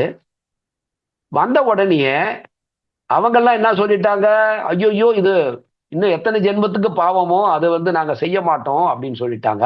ஏன்னா எங்களுக்கு தேவை என்ன? மோட்சம். இந்த பிறப்புல நான் மோட்சத்தை அடைஞ்சாகணும். ஐயா, மோட்சத்தை யார் கொடுப்பாங்க? மோட்சத்தை யார் கொடுப்பாங்க? இங்கதான் நம்ம பக்திக்கான மிகப்பெரிய விஷயங்களை பார்க்க போறோம். மோட்சத்தை கொடுக்கிறது நீ எடுத்துக்கிறது அல்ல. மோட்சம் என்பதே பகவானோடு இரண்டரை கலப்புறதுக்கு பேர் தான் மோட்சம். அது ஏதோ ஒரு பொருள் அல்ல. இந்த ஜீவாத்மா பரமாத்மனோடு அது கலக்கணும். பரமாத்மானோடு கலக்கணும் அப்படின்னா பரமாத்மனை பத்தி உனக்கு கவலை இல்லை, ஆனா உன்னை பத்தி மட்டும் கவலை. அப்படி என்னையா பரமாத்மனை பத்தி ஒரு கவலைப்பட வேண்டிய விஷயம் என்னையா இருக்குது? அந்த கவலைக்கு பேர் தான் பக்தி. இப்ப இவங்க என்ன பண்ணாங்க பாருங்க, எனக்கு மோட்சமும் வேணாம், முக்தியும் வேண்டாம், பாவங்களா வரட்டும், இன்னும் 7 ஜென்மம்ல எத்தனை ஜென்மங்கள் நாங்க நரகத்துல போய் என்னென்னமோ சொல்றாங்களே, நரகத்தை போனா அப்படி இப்படி அப்படி எல்லாம் கஷ்டப்படணும், அது எது வேணாலும் வரட்டும், ஒரு நிமிஷம் கூட என்னுடைய பகவான் வந்து துன்பப்படக்கூடாது. இதுதாங்க இந்த மோட்டிவ். சரி, இது வந்து ஒரு இலக்கணமாக இங்க சொல்லப்பட்டிருந்தாலும், இப்போ அவர் பிசிக்கலா அங்க இருக்கிறது கதை நடந்தது, அதுக்கு அப்படி ஒரு சம்பவம் நடந்தது. அவர் போகும்போது நலவழி நல்லாயிட்ட மாதிரி அவர் உடனே வெளியில வந்துட்டாரு. இதை வந்து நாரதருக்கு வந்து உண்மையிலேயே பக்தினா என்னன்றதை உணர்த்ததுக்காக ஒரு நாடகம் நடத்தப்பட்டது. பட் இங்க நம்ம மனிதர்களுக்கு இது எப்படி பகவானை மகிழ்விக்கிறது தான் இந்த பக்திக்கு. இத்தகைய பக்தி நமக்கு என்ன நேர்ந்தாலும் பரவாயில்ல, ஆனா என்னுடைய பகவானை நான் எப்படி சந்தோஷப்படுத்த வேண்டும் என்ற அந்த ஒரே நோக்கத்தை உடையவர்கள். நரகம் போனாலும் பரவாயில்ல, ஆனா என்னுடைய பகவானை எதை செஞ்சா, நான் என்ன செஞ்சா என்னுடைய பகவானை நான் வந்து சந்தோஷப்படுத்த முடியும் என்றது மட்டுமே அவனுடைய ஒரே குறிக்கோளாக இருக்கும். இத்தகைய ஒரு மனநிலை உள்ள பக்திக்கு பேரு ராகா ஆத்மிக பக்தி. என்ன பக்திங்க? ராகாத்மிக பக்தி. அப்போ இங்கதான் அங்க ராகானுக பக்தி, இறைவன் மீது காதல் உண்டானது, இறைவன் மீது ஆவல் ஏற்பட்டது, இறைவனை பிரிஞ்சு இருக்க முடியாது அப்படின்ற ஒரு அவர் மீது ஒரு அன்பு ஏற்பட்டது, நேயம் ஏற்பட்டது. ஆனா இங்க என்னுடைய இறைவனை வந்து நான் எப்படி சந்தோஷப்படுத்துவது, இந்த ரெண்டுக்கும். அப்போ இந்த ஆத்மாவனுடைய மோட்சத்தை பத்தியோ எதுவுமே கவலை இல்லை. இது எல்லாமே அவனுடையது. இந்த தேகம் அவனுடையது, இந்த மனமும் அவனுடையது, இந்த ஆத்மாவும் அவனுடையது. அதனால அவனோடு இருந்து அவனுடைய என்னன்னாலாம் அவன் விரும்புறானோ அதையெல்லாம் நான் செய்ய வேண்டும், அதை வந்து நிறைவேற்ற வேண்டும் அப்படின்ற நிலைக்கு யார் வந்து சேர்றாங்களோ, அந்த ஏரியாவுக்குள்ள யார் நுழையிறாங்களோ அவங்கெல்லாம் இந்த ராகாத்மிக பக்தி என்ற அந்த பக்தி நிலையை. இப்ப ரெண்டுக்கும் வித்தியாசம் தெரியும் பாருங்க. இப்போ ஒரு யோகி அங்க நியமங்களை எல்லாம் ஃபாலோ பண்றாரு, அகிம்சை, சத்தியம், அஸ்தேயம், அபரிகிரகம், பிரம்மச்சரியம் எல்லாத்தையும் துவக்க நிலையில எல்லாம் கத்துக்கிட்டு அதெல்லாம் பயிற்சி பண்ணி பண்ணி பண்ணி அங்க பக்குவ நிலை அடையணும்ல. பயிற்சி செய்வது மனம் பக்குவ நிலை அடையணும். இந்த ஒவ்வொன்றையும் தன்னோட வாழ்க்கையில கடைபிடிக்க அவனுக்குள்ள மிகப்பெரிய ஒரு அவனே தனக்குத்தானே ஒரு மகிழ்வை வந்து அவன் வந்து உணர முடியும். அப்படி கட்டமா வந்ததுக்கு அப்புறமேட்டு கடைசியில எல்லாமே அதை சரியா பின்பற்றிட்டு வந்தா அடுத்தடுத்த உணர்வு நிலை தானாக ஏற்படும். பக்தியில இதுதான் ஒரு உயர்ந்த நிலை. ஆனா இந்த ஒரு பக்குவ நிலையை நான் அடையணும்னா என்ன பண்ணணும்? இங்க முழு சரணாகதி என்ற ஒன்று இருக்கிறது. அந்த முழுமையான சரணாகதி ஏற்படாத வரையிலும் அவருடைய மகிழ்ச்சியை பத்தி திங்க் பண்ண மாட்டோம். ஏன்னா இன்னும் நம்ம வந்து ஏதோ ஒன்ற முழு 100% சரணாகதி அடையல அப்படின்னா நாம இன்னமும் நமக்குன்னு சில விஷயங்களை பற்றுதலை வச்சுட்டு இருப்போம்னு அர்த்தம். அந்த பற்றே இல்லாத அவனை வந்து நீங்க அடையணும் அப்படின்னா பற்றற்றான் பற்றினை பற்றுக, அப்பற்றை பற்றுக பற்று விடற்கு. அப்போ இங்க பற்று விடணும் அப்படின்னா இங்க பற்று என்ன? இந்த இந்த இந்த ஒரு குறளுக்கு அற்புதமான ஒரு இதை வந்து வள்ளுவர் வச்சிருப்பாருங்க. எவ்வளவு ஒரு சீக்கிரட்லாம் வந்து பக்தி மார்க்கத்துல அவர் சொல்லியிருக்கான்றது இந்த உலக மக்கள் யாருமே உணர்வதில்லை. இறைவனுடைய நேச்சர் என்னங்க? அவன் வந்து யார் மேலேயாவது அவன் பற்று வச்சிருக்கிறானா? பற்று என்பது அது ஒரு விதமான பந்தம். அது இந்த பந்தம் என்பது இந்த புற உலகத்துல படைக்கப்பட்ட பகுதிக்குள்ளார இந்த காலம் என்ற எல்லை இங்கதான் இருக்குது. நபர்கள் என்றதெல்லாம் இந்த படைக்கப்பட்ட உலகத்துலதான் இருக்குது. இடம் என்பதும் இந்த உலகத்துல மட்டும்தான். இந்த இடம், அந்த இடம், லண்டனு, அது இது, இந்தியா இப்படின்ற இடம் என்பதும் இருக்கு. ஆனா இந்த படைக்கப்படாத பகுதி என்ற ஒரு பகுதிக்குள்ளார நீங்க போயிட்டீங்கன்னா அங்க காலம் என்பது தெரியாது. அந்த இடம் எப்பொழுது தோன்றியது, அந்த இடத்துக்குள்ள யாரு இருக்கிறாங்க, அதுக்கு நேரம் என்னாதான் இடம், நபர், காலம், இந்த 3 காரணிகளை கடந்த ஒரு இடம். அந்த இடத்துக்குள்ள இருந்துதான் இந்த மூன்றும் கலந்து இருக்கக்கூடிய ஒரு எல்லையை வந்து அவர் உருவாக்குறார். அப்போ இந்த புற உலகத்துக்குள்ளார் இருக்கிற விஷயங்கள் எல்லாம் மனிதனுக்கு பற்றுதல் உண்டே, ஆனால் ஏதோ ஒரு வகையில ஒரு விஷயத்துல அவன் பற்றுடையவனாக இருப்பான் இந்த புற உலகத்தில். அது ஒன்றுதான் இவனுக்கு வந்து இறைவனிடம் முழுமையாக சரணடைவதற்கு தடையாக இருக்கும். அதுக்குதான் அவர் சொல்றாரு, ஐயா அது நீ எவ்வளவுதான் முயற்சி பண்ணாலும் நீங்க அந்த பற்றுதல்கள், இந்த புற உலகத்துக்கு பற்றுதல்கள் உன்னை விட்டு நீங்காது. அப்ப அதுக்கு நீ என்ன பண்ணணும் அப்படின்னா, அவன் வந்து பற்றே இல்லாதவன், அவனுக்கு எது மேலேயும் பற்று இல்லை, அவன் பற்றற்ற நிலையில இருக்கான். ஆனா பற்றுடைய இந்த உலகத்தை அவன் கிரியேட் பண்ணியிருக்கான். ஆனா அவனுடைய நிலை வந்து பற்றற்ற நிலை. அவனுக்கு பந்தங்கள் என்பது கிடையாது, காலம் என்பது அவனுக்கு கிடையாது. இந்த மூன்று காரணிகள் கிடையாது. நபர் என்பதோ, காலம் என்பதோ, இடம் என்பதோ அவனுக்கு அல்ல. அவன் இல்லாத இடம் என்பது எங்க இருக்குது? இல்ல. அப்போ நீங்க இந்த உலகத்துல கொஞ்சம் பந்தங்கள் கொஞ்சம் கொஞ்சம் வச்சிருக்கிறீங்க. அந்த பந்தங்கள் இருந்து நீங்க விடணும் அப்படின்னா, அந்த பந்தமே இல்லாத, பற்றே இல்லாத அவனுடைய பற்றினை பற்றி கொள்ளுங்கள். அதாவது அவனுடைய பாதங்களை, இங்க பற்றற்றான் என்பது அவன் பற்றற்றவனாக இருக்கின்றான். அந்த பற்றற்றான் பற்றினை என்று சொன்னால், இந்த பற்றினை என்பது அவனுடைய பாதங்களை அர்த்தம். பற்றற்றான் பாதங்களை பற்றுக, பிடித்துக் கொள்ளுங்கள், பற்றி கொள்ளுங்கள். எதுக்கு? அப்பற்றை அப்படி பிடிச்சுக்கிறீங்கல்ல, அப்பற்றை பற்றுக. எதுக்கு நீ அதை பிடிச்சுக்கிறீங்கன்னா, பற்று விடற்கு. நீங்க இந்த உலகத்துல இருக்கிற பற்றுக்கள் வைத்திருக்கீங்களே, பந்தங்களை வச்சிருக்கீங்களே, இதெல்லாம் விடுவதற்காக. அது உங்களுடைய முயற்சியால் நடக்காது. அவனுடைய திருப்பாதங்களை பிடித்துக் கொள்ளுங்கள். அவனிடத்துல நீங்க திருப்பாதத்தை விடாம பிடிச்சுக்கிட்டீங்கன்னா, அவன் உங்க எல்லா பந்தங்களிலிருந்தும் விடுவிப்பான். பகவத்கீதையில சொல்றார், சர்வ தர்மான் பரித்யஜ மாமேகம். எல்லா அவங்கவுங்களுக்குன்னு சில பந்தங்கள், பற்றுதல்கள், சில வழிகள், சில முறைகள், என்னென்னமோ அவங்கவுங்களுக்கு பிடிச்சதெல்லாம் என்னென்னமோ பண்ணிட்டு இருக்கிறீங்க, எல்லாத்தையும் விட்டுடுங்கண்ணா. சர்வ தர்மான் பரித்யாஜ, பரித்யாஜ. அவங்கவுங்க என்னென்னலாம் அவங்கவுங்களுக்கு என்னென்னமோ காலங்கள்ல வந்து கடந்த காலங்கள்ல எதையோ பின்பற்றிட்டு வராங்க, கடவுளை வந்து அடையணுன்றதுக்கு, கடவுள்கிட்ட இது வேண்டணும் அது வேண்டணும்னு எல்லாத்தையும் விட்டுடுங்க. விட்டுட்டு என்ன சொல்றாரு? சர்வதர்மான் பரித்யஜ மாமேகம் சரணம் பிரஜா. என்னிடத்துல சரணடைய விடுங்கள். அகம் துவாம், நான் உங்களுடைய சர்வ பாபேபியோ, உங்களுடைய அனைத்து பாபங்களையும். அகம் துவம், உங்களுடைய, அகம் நான், துவம் உங்களுடைய, சர்வ பாபேபியோ மோக்ஷயிஷ்யாமி, அனைத்து பாவங்களிலிருந்தும் நான் உங்களை விடுவிக்கிறேன் என்று சொல்றார். அதுல உங்களுக்கு எல்லளவும் பயமோ சந்தேகமே தேவையில்லை. மா சூச்சக, உங்களுக்கு சந்தேகமே வேண்டாம், நான் உங்களை விடுவிக்கிறேன்னு சொல்றார். அப்போ இங்க என்னிடத்துல சரணாகதி அடைங்கன்னு சொல்றாரு. இந்த சரணாகதி என்பது என்ன அப்படின்னா, யாரு சரண அடைவது? நான் தான் சரண அடையணும். நான் தான் இந்த உடம்பா போய் சரண அடையணும். நான் என்பது யாரு? என்னுடைய மனம். மனம்தானே நான் என்று சொல்லுகிறது. அப்போ நான் நான் நான் நான் இந்த நான் என்ற ஒன்றை இவனால விடவே முடியும். இப்ப நான் வந்து பகவானை வந்து நினைச்சுன்னா அப்படியே மெய்மறந்து நான் வந்து அப்படியே பகவானை நினைச்சிட்டு இருக்கும் போது எனக்கு பெரிய ஆனந்தம் இருக்குது. இப்ப அவர் சொல்றாரு, நான் வந்து ஒரு அப்படியே ஆனந்தத்துல மகி போயிருக்கார், நான் இருக்கேன்றாரு, எனக்கு ஆனந்தம் கிடைக்கின்றாரு. இந்த நான் எனக்கு, யான் எனது என்னும் செருக்கு அறுப்பான். யார் ஒருத்தர் இந்த நான் என்ற நினைப்பையும் எல்லாம் என்னதுன்ற நினைப்பையும் அவன் அறுத்து எறிகின்றானோ, வானோர்க்கும் உயர்ந்த உலகம், தேவர்கள் எல்லாம் கடந்த அந்த இறைவன் இருக்கின்ற வானோர்க்கும் உயர்ந்த உலகம்னா தேவருக்கு அடுத்த உலகம். தேவர்கள் மட்டும் தனியார் உலகம் இல்ல, தேவலோகம்லாம் இல்ல.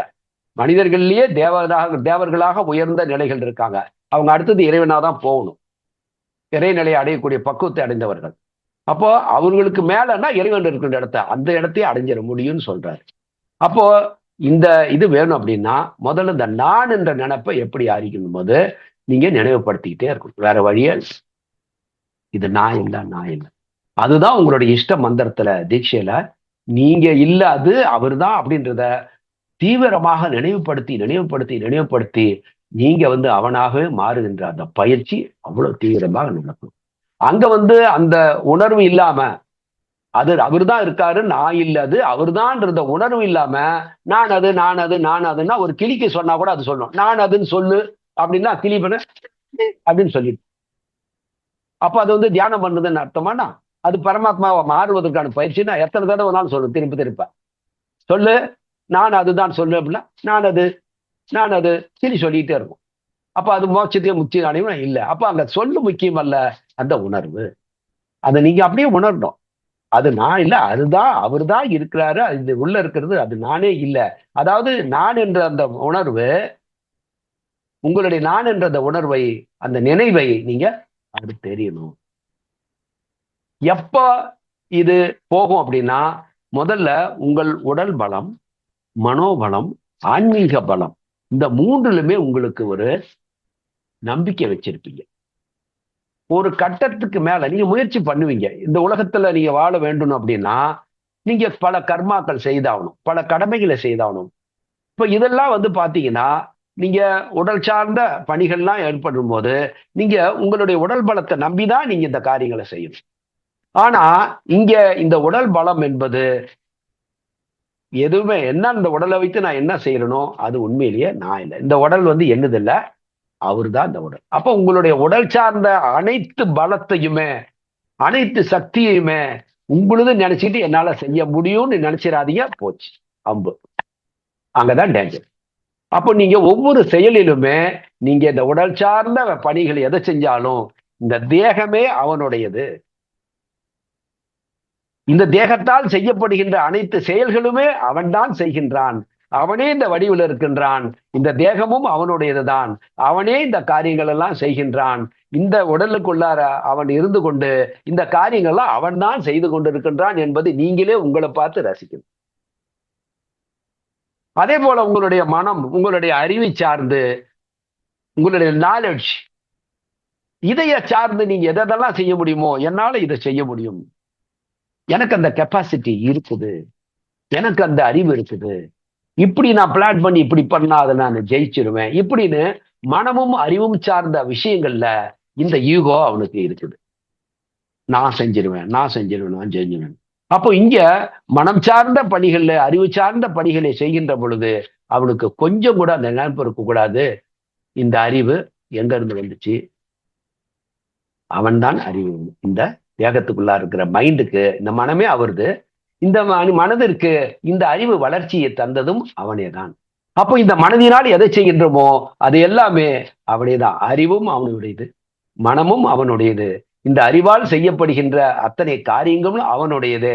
இதனுடைய விளைவு என்ன என்று என்னுடைய இந்த மனித மனதுக்கு தெரியாது. ஆனா அவனுக்கு தெரியும். ஏதோ ஒன்றுக்காக அவன் இந்த அறிவை வைத்து எதையோ ஒன்றை செய்கின்றான். அது அவனுடைய அந்த விளைவு என்பதும் அவனுடையது. இப்படின்ற இந்த விவரங்கள் எல்லாம் அவனுடைய மனதுக்குள்ளார பக்குவப்படுகின்ற பொழுது அங்க அறிவு சார்ந்த அந்த இதும் அங்க முடிஞ்சிருது. அதுக்கும் மேல இந்த ஆத்மா வந்து இந்த நினைவு, இந்த இரண்டிலையும் உடல் சார்ந்த மனம் சார்ந்த இந்த உணர்வுகள்ல இத்தகைய ஒரு பக்குவ நிலையை, இந்த அனுபவத்தை, இந்த இன்பத்தை எப்போ ஒரு மனிதன் வந்து ரசிக்க ஆரம்பிக்கின்றானோ, அந்த ரசிக்க ஆரம்பிக்கின்ற பொழுது இதெல்லாம் தான் என்ற உணர்வு இல்லாம அவன்தான் அப்படின்ற நிலைமை வந்துடும். இது புற உலகத்துல பிராக்டிக்கல் லைஃப்ல தான் நீங்க பார்க்க முடியும். இப்ப நான் சொல்லும் போது உங்களுக்கு எளிமையா இருக்கும். ஒரு மகாபாரதத்திலிருந்து ஒரு சின்ன உதாரணத்தை நான் தரேன். இந்த நான் என்ற இந்த தன்னுடைய பலத்தை நம்பி இருக்கின்ற ஒருவனுக்கு எத்தகைய ஒரு இது பாருங்க. இங்க நம்ம கௌரவர்களுடைய சபை, அந்த சபையில சூழ்ச்சி செய்து சூதாட்டத்தில் ஈடுபடுத்த வைத்து இவர்கள் ஐவரையும் அவர் ஒவ்வொருவர்களாக தோற்கடிக்கின்றான் சகுனியுடைய உதவியால. இதுக்கு பின்னாலே எல்லாம் தத்துவங்கள் தான் இருக்கு. நம்ம அதெல்லாம் வந்து சமயங்கள் இருக்கும்போது ஒவ்வொரு தத்துவங்களை பற்றி பேசலாம். அப்போ கடைசியில எல்லாத்தையும் 5 பேருமே தோக்கடிச்சிடுறாங்க. 5 பேர் தோத்ததுக்கு அப்புறமேட்டு ஐவருடைய மனைவியாகிய அவங்கள யார நம்ம பேருனாங்க பாஞ்சாலி பாஞ்சாலி பாஞ்சாலிய சபைக்கு இழுத்துட்டு வந்துட்டாங்க. 5 பேரும் அடிமையிலாக உட்கார்ந்துட்டு இருக்கிறாங்க. அவங்க கண்ணு முன்னாலேயே அவங்க அவமானப்படுத்துறாங்க, மானபங்கப்படுத்துறாங்க. துச்சாதனனை விட்டு அவனுடைய சகோதரனை தம்பியை வச்சு அவங்க அவங்களுடைய ஆடையை இத்தனை ஆண்களுக்கு முன்னால ரிஷிகள், முனிவர்கள், இத்தனை பேர்லாம் பெரியவர்கள்லாம் இருக்கிறாங்க, அவ்வளவு பேத்துக்கு முன்னால அவன் அசிங்கப்படுத்தான். அப்போ அவனை ஒண்ணும் ஏன்னா அவன் ஏற்கனவே அடிமை ஆயிட்டான். அப்ப அவனே அடிமையாகும் போது அவனுடைய மனைவி அவனுக்கு அடிமைதான். அவன் பேச முடியாது. அவனே இப்ப பஞ்ச பாண்டவர்கள் அத்தனை பேருமே அவங்களுக்கு அடிமையானதுக்கு அப்புறமேட்டு அவனுக்கு உரிய பொருள்கள் எதுவா இருந்தாலும் அது அவ்வளவுதான். அந்த ஒரு ரூல்ல வச்சு இவங்க இந்த ஒரு ஆட்டத்தை ஆடுகின்ற பொழுது, ஆனா பாஞ்சாலி மிகப்பெரிய பகவானுடைய பக்தை. அப்போ அவளுக்கு முட்டாள்தனமாக இவர்களெல்லாம் இப்படி தோத்து போய் நிக்கிறாங்களேன்னு ஒரு பக்கத்துல வருத்தம் இருந்தாலும், அது சூழ்ச்சியினுடைய வலையில விழுந்தாங்க. ஆனாலும் இந்த நேரத்துல தன்னை காப்பதற்கு யாருமே இல்லை. அப்ப அந்த சபையில தன்னுடைய ஆடையை மானபங்கம் ஏற்படாம எவ்வளவு பலமா பிடிக்கணுமோ பிடிச்சுக்கிறாங்க. பிடிச்சுக்கிட்டு இப்ப யாரை கூப்பிட முடியும்? கிருஷ்ணனை தான் கூப்பிட்டாங்க. கிருஷ்ணா கிருஷ்ணா கிருஷ்ணான்னு. எப்படி இருக்கும் அந்த சுச்சுவேஷன் பாருங்க. இத்தனை ஆண்களுக்கு மத்தியில அந்த பெண்ணினுடைய நிலைமை. அப்ப எந்த அளவுக்கு அவரோட மனம் பகவானை எண்ணி, கிருஷ்ணா என்னை உன்னை விட்டா யாரு என்னை காப்பாத்துவாங்க, என்னை காப்பாத்துங்க. கிருஷ்ணன் அங்க இத்தனை பேத்துக்கு முன்னால தன்னை தன்னுடைய அந்த இதை அவமானத்திலிருந்து காப்பாத்துவாரா? ஆனா அவளுடைய மனம் அவனைத்தான் நினைத்தது. கிருஷ்ணா கிருஷ்ணா கிருஷ்ணான்னு கத்துறாங்க. ஆனா கிருஷ்ணர் அங்க எதுவுமே நடக்காதது போல, எப்படி இங்க தலைவலின்னு சொல்லிட்டு அங்க படுத்துக்கிட்டாரோ, கடைசியில அதெல்லாம் எடுத்துக்கிட்டு வாங்கிட்டு வருவோம், மருந்து வாங்கிட்டு வரும்போது அப்படியே கலகலன்னு ஒண்ணுமே இல்லாத மாதிரி உட்கார்ந்துட்டு இருந்தாரோ, அதேதான் இங்க மனிதர்களுக்கு எத்தனை போதனைகளை போட்டு புகட்டுவதற்காக இத்தனை லீலைகள் அவர் செஞ்சாரு. அப்போ அந்த அம்மா எவ்வளவு தூரம் முடியுமோ, ஒரு ஆண் ஒரு பலமுடைய ஒரு ஆணுக்கு முன்னால ஒரு பெண்மையினுடைய அவருடைய உடல் பலம் என்பது ரொம்ப ரொம்ப குறைவுதான். எவ்வளவு நேரம் அந்த பெண்ணால தாக்கு பிடிக்க முடியும்? அப்போ முடிஞ்ச வரணும் தன்னுடைய ஆடையை பிடிச்சு பார்த்தா தன்னுடைய பலத்துக்கு மீறிய ஒரு செயல். தன்னுடைய உடல் பலத்தின் மீது நம்பிக்கை போய்விட்டது. இனிமே நம்ம எதை பத்தியும் நம்மளுடைய மானம் போனதுதான் அப்படின்ற ஒரு நிலையில அவள் கிருஷ்ணா அப்படின்னு சொல்லிட்டு அவ்வளவுதான், ரெண்டு கையும் தூக்கிட்டான். அவள் நினைவெல்லாம் தன்னுடைய மானம் போகிறது அப்படின்றதெல்லாம் கடந்து கிருஷ்ணனே மூழ்கிட்டான். கிருஷ்ணன் நினைவிலேயே முழுக்க முழுக்க கிருஷ்ணனையே நம்பிட்டான்.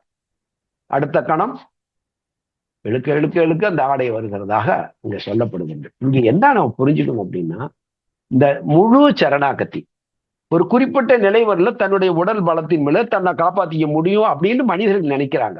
எல்லா விஷயத்திலுமே இன்பம் வரும்போதும் அவங்க அப்படிதான் இருக்காங்க, துன்பம் வருகின்ற பொழுதும் அப்படிதான் இருக்காங்க.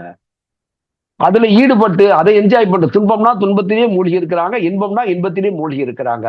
ஆனா எதுவுமே அது இவங்களுக்கு சொந்தம் அல்ல. எது வந்தாலும் அது சர்வம் கிருஷ்ணார்ப்பணம், எல்லாமே அவனுடையதுதான் அப்படின்னு. துன்பம் வருகின்ற போதும் கிருஷ்ணா கிருஷ்ணா, இன்பம் வருகின்ற பொழுதும் கிருஷ்ணா கிருஷ்ணா. அதுவும் இன்பமும் கிருஷ்ணனே, நானும் கிருஷ்ணனே, இந்த உடலும் கிருஷ்ணனே, எல்லாமே கிருஷ்ணன் அப்படின்ற இதுல போகின்ற பொழுது அவனுக்குன்னு தனியா எதையுமே அவன் தனக்குன்னு ஒரு உரியதாக நினைப்பதில்லை. எந்த காரியம் செஞ்சாலும் அவர் தான் செய்யறான். அதுல தோல்வி ஏற்பட்டாலும் இது அவனுடைய விருப்பம், அதுல வெற்றி கிடைத்தாலும் இது அவனுடைய விருப்பம். அவன் தான் செய்தான். இந்த விளைவு என்பது அவனே உருவாக்கினான். இதை பற்றி இந்த மனம் எதற்காக கவலைப்பட வேண்டும்? இது அவனுடைய மனம், அவனே செய்கின்றான். இந்த ஒரு மனப்பக்குவம் போகின்ற பொழுது, பெறுகின்ற பொழுது, எந்த மனம் கடந்த கால இன்ப துன்பங்களை அனுபவித்துக் கொண்டிருக்கிறதோ அது எல்லாம் நிர்மூலமாகிறது. இந்த கட்டத்துல தாங்க ஒரு மனிதன் தன்னுடைய கடந்த கால இன்ப துன்பங்களை, பாவ புண்ணியங்களை அவன் கடந்த நிலைக்கு போறான். எந்த விதத்திலையும் அவனை பாதிக்கிறது இல்லை. ஆனா இந்த நிலை வரணும். இதுக்கெல்லாம் வேற மாற்று வழியெல்லாம் கிடையாது. மனம் பக்குவ நிலை, இது நீங்க தான் பக்குவம் அடையணும். ஒரு மனிதன் இந்த பக்குவ நிலைக்கு அவன் தான் தன்னைத்தானே புகட்டி கொள்ள வேண்டும். இது போன்ற விஷயங்களை எல்லாம் காதுல கேட்கணும். கேட்டு கேட்டு கேட்டு அதுக்கு என்ன முயற்சி பண்ணணும்? நினைவை புகுத்திக்கிட்டே இருக்கணும். நினைவுக்கு, உங்களுடைய அறிவுக்கு, உங்களுடைய மைண்டுக்கு நீங்களே டீச் பண்ணிக்கிட்டே இருக்கணும். இது நான் அல்ல, இது அவர் தான். என் கண்ணு முன்னால் நிக்கிறது இது ஒரு இரும்பு பீரோவா இல்ல, அவன் படைத்த இந்த மண்ணிலிருந்து அந்த உலகம் இப்படி வந்து ஒரு வடிவமாக அவன் தான் இப்படி நிற்கிறான். அதை ஒரு உயிரற்ற பொருளாக நான் நினைக்கவில்லை. எதை பார்த்தாலும் இப்படி பார்த்து பார்த்து பார்த்து நான் எந்த காரியத்தை செஞ்சாலும் நீதான் செய்கிறேன்னு சொல்லிட்டு தான் அவன் ஆரம்பிக்கிறான். இப்படி இந்த நிலைக்கு வருகின்ற பொழுது அவன் வந்து இந்த கடந்த இந்த தான் என்ற அந்த ஒரு நிலையை கடந்து அங்கே போகின்ற பொழுது இனிமே தன்னை பத்தி அவனுக்கு கவலையே கிடையாது. எல்லாம் அவன் தான் செய்யறான், அவன் தான் பண்றான், அவனே பார்த்துக்குவான். இதெல்லாம் அவனுடைய மேட்ரு, இது என்னுடைய மேட்ரு இல்லைன்ற அளவுக்கு அவன் மைண்டு பக்குவம் அடைஞ்சதுக்கு அப்புறம் இப்ப இவனுடைய வேலையெல்லாம் என்னன்னா அவனை சந்தோஷப்படும். இந்த பக்குவ நிலை வந்ததுக்கு அப்புறம் தாங்க அவனை சந்தோஷப்படுத்துற நிலைக்கு மைண்டு போகும். இந்த முழு சரணாகதி தன்னுடைய உடல் பலம், மனோபலம், அறிவு பலம், ஆன்மீக தன்னுடைய இருக்கிற இறை சக்தி மேல கூட சில பேர் நம்பிக்கை பண்ணும். நான் இவ்வளவு நாளும் தியானம் பண்ணியிருக்கேன், என்கிட்ட வந்து நிச்சயமாக ஒரு ஆன்மீக சக்தி இருக்கும், அது வந்து என்னை காப்பாற்றணும். இல்லவே இல்லை. இங்கதான் தப்பு. எதையும் கடந்து எதுவுமே உங்களுது இல்லை. இந்த ஒரு பக்குவ நிலைக்கு வருகின்ற பொழுது இந்த வந்ததுக்கு அப்புறம் தான் இப்ப அவரை எப்படி மகிழ்விக்கணும்னு பார்க்கும்போது இப்போ எல்லாமே அவனாக பார்த்தான்.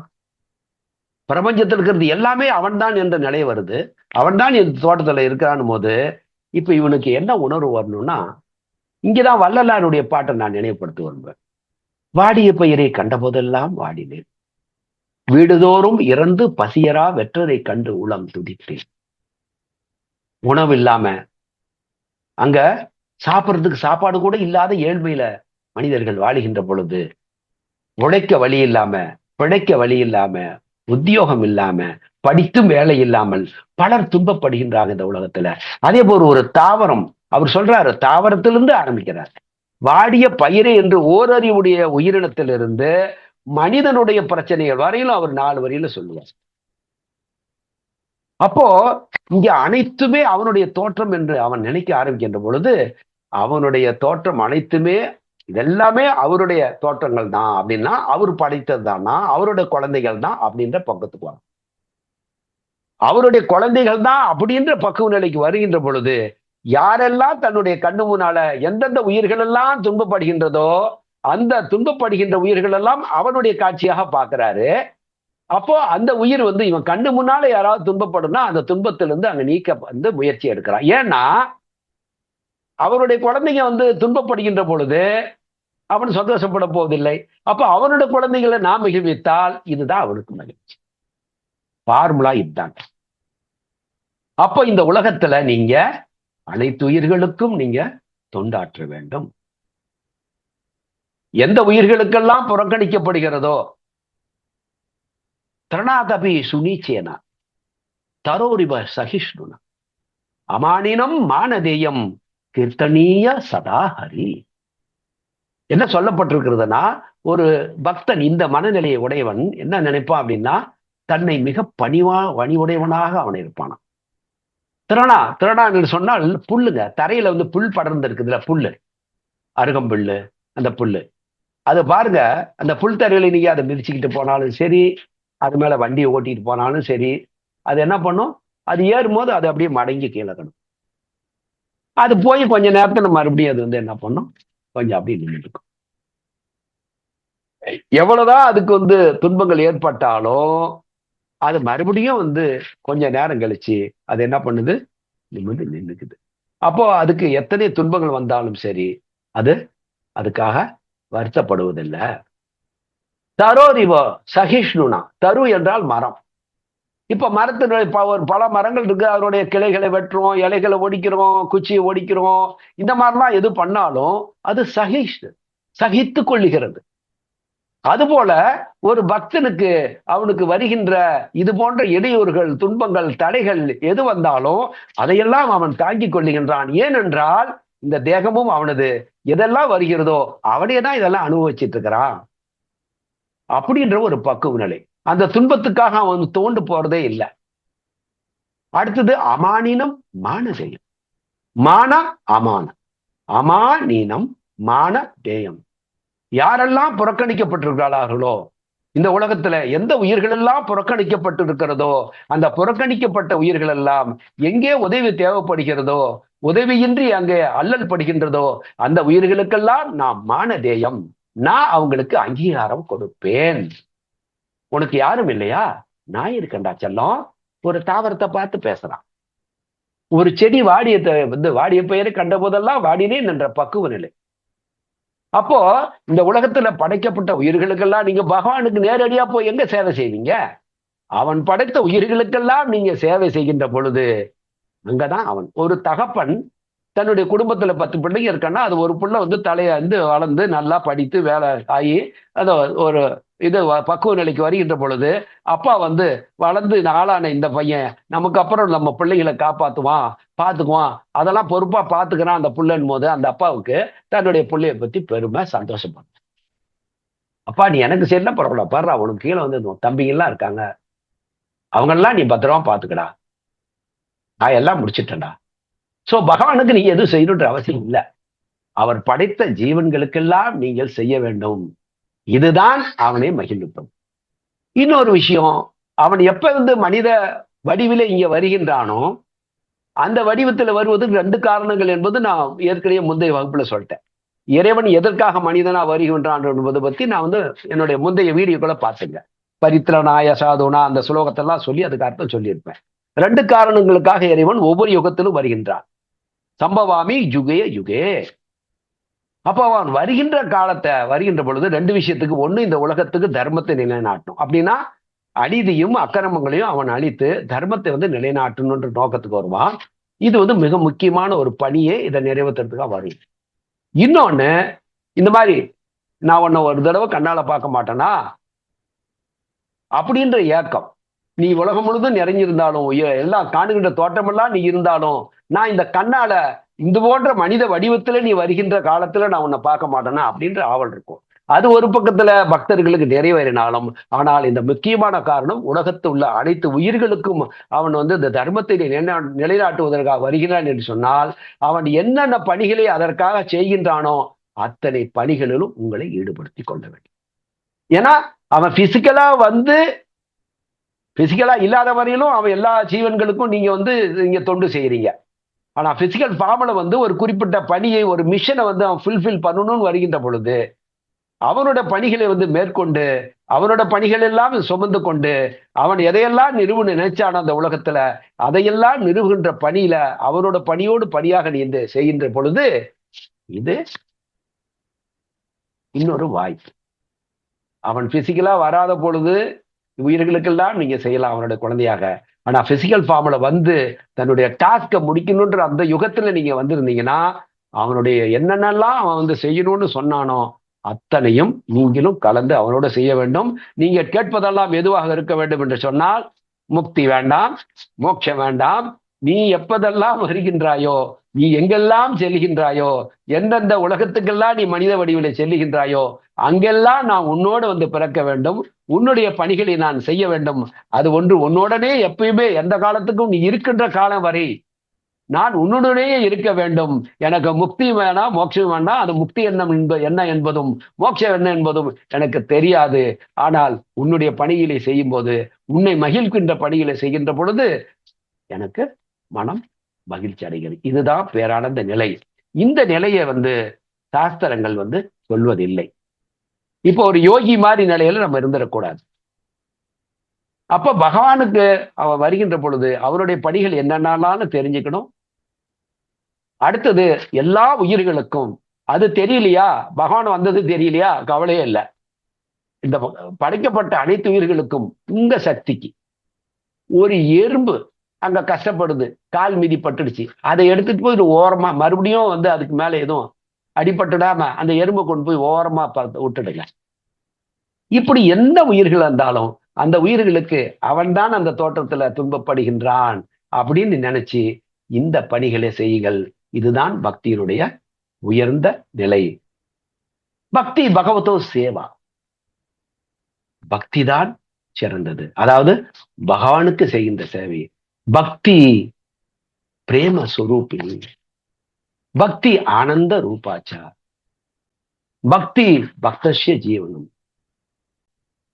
ஆரம்பத்துல பாத்தீங்கன்னா பக்தி பகவதோ சேவா. பகவதோ சேவை என்ன? பகவானுக்கு சேவை செய்வதுதான் பக்தியினுடைய அடையாளம். பகவானுக்கு சேவைன்னா அவன் படைத்த உயிர்களுக்கெல்லாம் நீங்க எதையுமே நீங்க பொறுப்பா. ஆனா அதே சமயத்தில் ஒரு பாம்பு வருது, அது உங்களை விட்டா கடிச்சிரும், அங்க போய் சேவையா பாலா ஊத்திக்கிட்டு இருப்பீங்க? இல்ல. இடப்பொருள் ஏவல் இதெல்லாம் நம்ம யமனியமங்கள்லயே நம்ம வந்து டிஸ்கஸ் பண்ணிட்டோம்.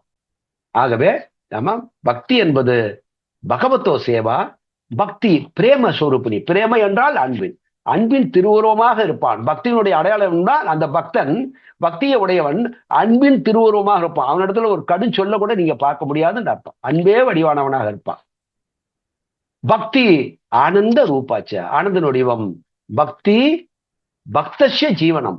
அந்த பக்தனுக்கு அந்த பக்தி உணர்வுதான் உயிராற்றல். அந்த பக்தி என்ற உணர்வு, அதே மாதிரி பக்தர்கள் எல்லாம் எங்க இருக்காங்களோ அங்கதான் அவன் வந்து அவனுடைய மனம் வந்து லயிக்கும். அவங்களோட தான் அவனோட உறவாட முடியும். பக்தர் அல்லாத யாரிடத்திலும் அவனோட உறவாடவே முடியாது. சோ ஒரு மீன் எப்படி தண்ணியிலிருந்து வெளியே தூக்கி போட்டுட்டா அது வந்து தவிச்சு போயிடுமோ உயிரை காப்பாத்துறதுக்கு, அப்படியே துடிதுடன் துடிக்குமோ, அது மாதிரி ஒரு பக்தனுக்கு இந்த பக்தியினுடைய அடையாளங்களும் இந்த பண்புகளும் இல்லை என்றால் அவன் செத்தே போயிடுவான்னு சொல்றான். ஸோ இதுதான் பக்தி என்பது. ஆகவே நம்ம சுருக்கமாக இந்த வகுப்புக்குள்ளார நான் இந்த விஷயங்களை உங்க எசன்ஸை உங்களுக்கு கொடுக்கணும்னு நினைச்சேன். ஸோ இந்த வகுப்புடன் இந்த நம்மளுடைய இந்த கோர்ஸை நான் வந்து முடிக்கிறேன். இதுக்கப்புறம் நீங்க யாரெல்லாம் இந்த பக்தி வழியில எப்படி உணவு, இதெல்லாம் வந்து ஒரு சின்ன ஃபார்முலாஸ் தான் கொடுத்துருக்கேன். அடுத்தது நீங்க விருப்பப்படுகின்ற பொழுதெல்லாம் நீங்க அடுத்தடுத்து வேற இடங்கள்ல நான் வகுப்பு நடத்திட்டு இருக்கேன். அதோட லிங்க்கும் நான் இந்த குரூப்ல நான் போடுவேன். அதுல வந்து கலந்துக்குங்க, தெரிஞ்சுங்க. இதுல முன்னேறுவதற்கான கேள்விகளை கேட்டு தெரிந்து கொள்ளுங்கள். அது அடுத்த லெவல்ல அந்த வகுப்புகள் நடைபெற்று கொண்டிருந்தாலும் உங்களுக்கு எல்லாருக்கும் அங்கேயும் வந்து வாய்ப்பு இருக்கிறது. நீங்க இந்த பக்தி மார்க்கத்துல, பகவான் அடைகின்ற அந்த மார்க்கத்துல, குருவினிடத்துல தீட்சை பெறுவதும் நான் வந்து எல்லாமே உங்களுக்கு கொடுத்துட்டேன். தீட்சை வாங்கணுன்றவங்க கான்டாக்ட் பண்ணுங்க. என்னுடைய இலக்கம் வந்து உங்களுக்கு கொடுத்துருக்க. இருந்தாலும் கூட இந்த வீடியோடய நான் சொல்றேன். என்னுடைய இந்தியாவுடைய நம்பரு, வாட்ஸ்அப் நம்பரும் இதே தான். நீங்க வெளிநாடுல இருந்தாலும் என்னுடைய இந்த ஃபோன் நம்பர் வந்து 9388585122. எப்போ வேணாலும் எந்த ஒரு சந்தேகங்கள் வேணாலும் தெளிந்து புரிந்து கொள்ளுங்கள். டவுட்டோட உயிர் வாழாதீங்க. எந்த சந்தேகம் இருந்தாலும் நான் உங்களுக்கு தொடர்புடைய விஷயங்களையும் சொல்லி உங்களுக்கு புரிய வைக்க தயாரா இருக்கின்றேன். இது பகவானுடைய சேவையாக நான் வந்து மனித இனத்துக்கு செய்து கொண்டே இருப்பேன். நன்றி ஐயா. வணக்கம். நன்றி. வணக்கம் ஐயா. அனைவருக்கும் பக்திக்கு என்ன சொல்ல முடியாது. இது வந்து செகண்ட்ல சுத்தாதா, அவ்வளவு செகண்ட்ல சுத்தா. அந்த இந்த உணர்வோட செகண்ட்ல செஞ்சா முழு சரணாகதி தான். நன்றி. வாழ்க்கையில இதெல்லாம் பின்பற்றுங்க. நன்றி, நமஸ்காரம்.